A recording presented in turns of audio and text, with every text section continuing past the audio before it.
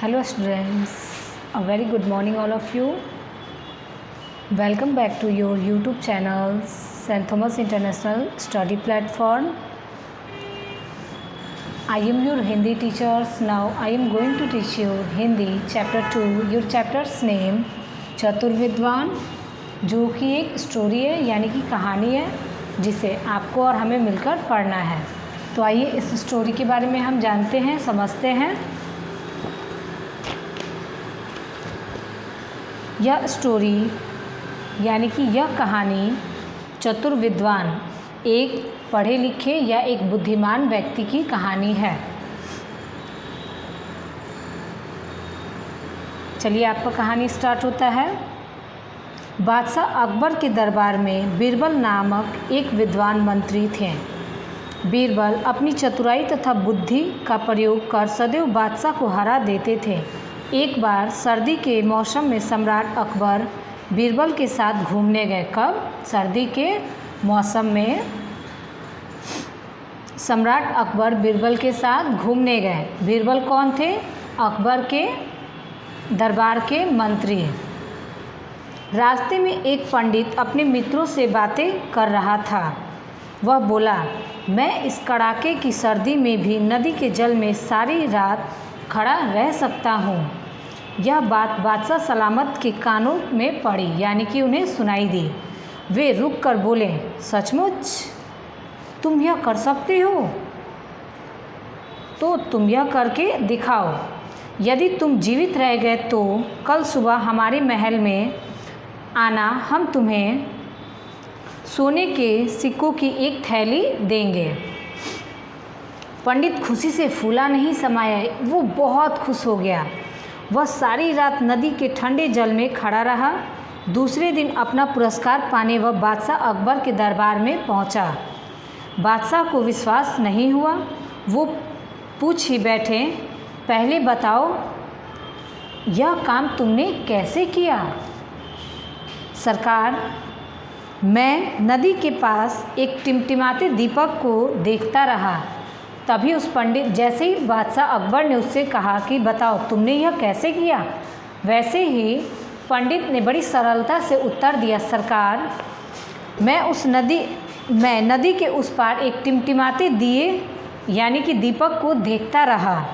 तो अकबर सलामत बोले, तो तुम दीपक की गर्मी का आनंद ले रहे? यह पुरस्कार तुम्हें कदापि नहीं मिलेगा, कभी भी नहीं मिलेगा।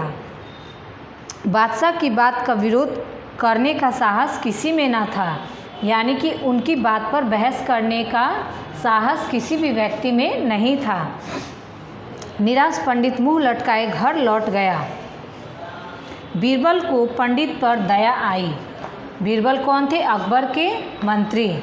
तो उन्हें पंडित पर दया आई। दूसरे दिन वह दरबार नहीं आए। कौन दरबार नहीं आया? बीरबल। बादशाह ने पूछा, बीरबल नहीं आया? उसके ना आने का कारण किसी को नहीं पता था।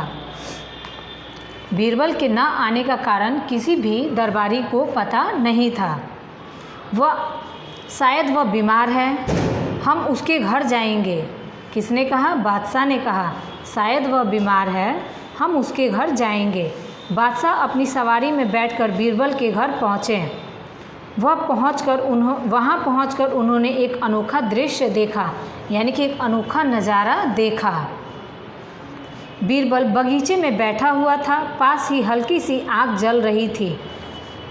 4 बांस आग के करीब गड़े हुए थे। उन बांसों के ऊपरी सिरे से बंधे एक बांस के बीचों बीच एक हांडी लटक रही थी। जैसा कि आप बच्चों इस फिगर में देख सकते हो, बीरबल यहाँ बैठे हैं और 4 बांस गड़े हुए हैं और चारों बांस के सहारे एक हांडी सबसे ऊपर में अड़ी हुई है। अकबर ने पूछा, बीरबल यह क्या हो रहा है? बादशाह सलामत ने पूछा, तुम दरबार क्यों नहीं आए? महाराज, मेरे पेट में दर्द है, उस हांडी में मैं खिचड़ी पका रहा हूँ। पागल हो गए हो? आग का सेक वहाँ तक कैसे पहुँच पाएगा? बादशाह बोले। किसने कहा? बादशाह ने। नदी के उस पार जलते दीपक का सेक भी तो पंडित को मिला था। जैसे ही अकबर ने कहा, पागल हो गए हो, हांडी तक आग की लौ कैसे पहुंच पाएगी, यानी कि आग की सेक कैसे पहुंच पाएगी और तुम्हारी खिचड़ी कैसे बन पाएगी।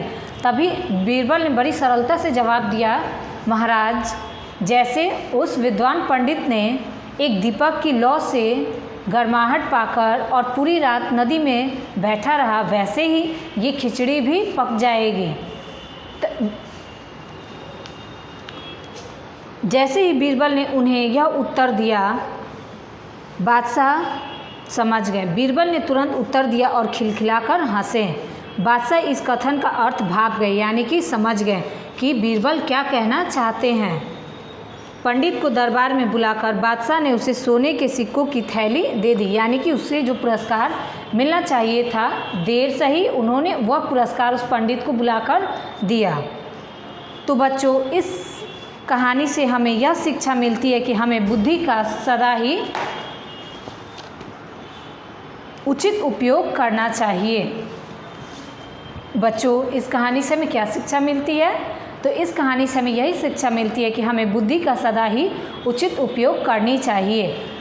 एक बात सोचो आप लोग, जो पंडित नदी में पूरी रात ठंडे पानी में खड़ा रहा, उससे एक दूर किनारे पे एक दीपक जल रही है, उसकी लौ क्या उस तक पहुंच पाएगी? नहीं ना, कभी भी नहीं पहुंचेगी।